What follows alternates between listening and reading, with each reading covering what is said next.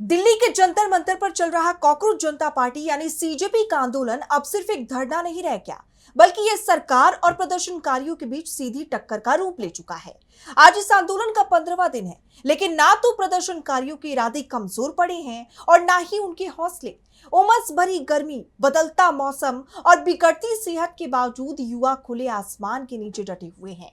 उनका साफ कहना है कि यह लड़ाई किसी एक संगठन या कुछ छात्रों की नहीं, बल्कि देश की शिक्षा व्यवस्था और आने वाली पीढ़ियों के भविष्य की है। प्रदर्शनकारियों की सबसे बड़ी मांग है कि शिक्षा मंत्री धर्मेंद्र प्रधान अपने पद से इस्तीफा दे दें। आंदोलनकारियों का आरोप है कि देश की शिक्षा व्यवस्था लगातार बदहाल होती जा रही है और इसके लिए शिक्षा मंत्रालय जवाबदेह है।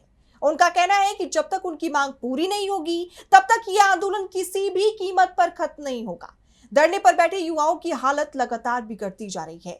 कई दिनों से खुले आसमान के नीचे बैठे रहने, उमस और बदलते मौसम का असर अब उनकी सेहत पर साफ दिखाई देने लगा है।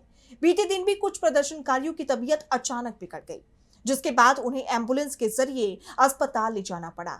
लेकिन अस्पताल पहुंचने वाले युवाओं का भी यही कहना है कि इलाज के बाद वो फिर आंदोलन स्थल पर लौटेंगे, क्योंकि उनके लिए यह संघर्ष किसी व्यक्तिगत हित का नहीं, बल्कि देश के भविष्य का सवाल है। इसी बीच इस आंदोलन को एक और बड़ा समर्थन मिला है। सामाजिक कार्यकर्ता सोनम वांगचुक भी प्रदर्शनकारियों के समर्थन में भूख हड़ताल पर बैठे हुए हैं।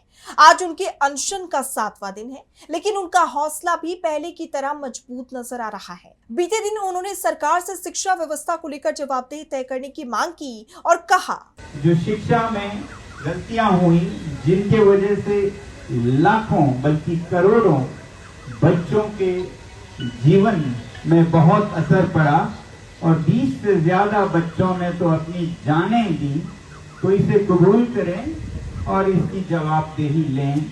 ये हमारी विनती है, विनम्र विनती है। और अगर इसमें आप सही कदम लेते हैं तो लोग आपकी सरकार को प्यार करेंगे, इज्जत करेंगे।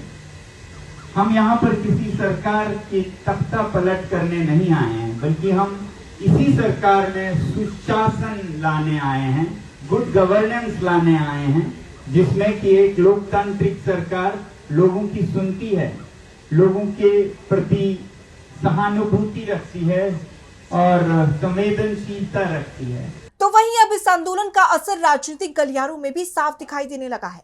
जंतर मंतर पर लगातार विपक्षी नेताओं का आना जाना बढ़ गया है। बीते दिन टीएमसी सांसद महुआ मोइत्रा भी आंदोलन स्थल पर पहुंची।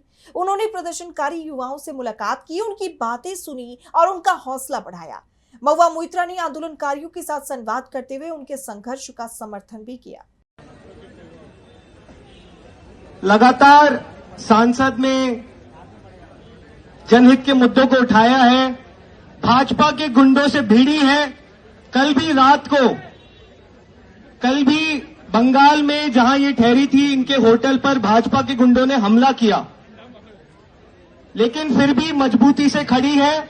आज इस देश के युवाओं को समर्थन देने के लिए हमारे बीच मौजूद है। एक बार फिर से जोरदार तालियां हो जाए महुआ जी के लिए। जैसे आप जानते हैं कि इससे पहले भी कई बड़े विपक्षी चेहरे जंतर मंतर पहुंच चुके हैं। टीएमसी सांसद सागरिका घोष, राजनीतिक कार्यकर्ता योगेंद्र यादव और सीपीआईएम महासचिव दीपांकर भट्टाचार्य भी प्रदर्शनकारियों से मुलाकात कर अपना समर्थन जता चुके हैं। लगातार मिल रही इस राजनीतिक समर्थन ने आंदोलन को और ज्यादा चर्चा में ला दिया है। अब सवाल सिर्फ इतना नहीं रह गया कि आंदोलन कितने दिन चलेगा, बल्कि ये है कि सरकार आखिर कब तक प्रदर्शनकारियों की मांगों को नजरअंदाज करेगी। एक तरफ युवा इस्तीफे की मांग पर अड़े हुए हैं, दूसरी तरफ विपक्ष इस मुद्दे को लगातार राजनीतिक धार दे रहा है।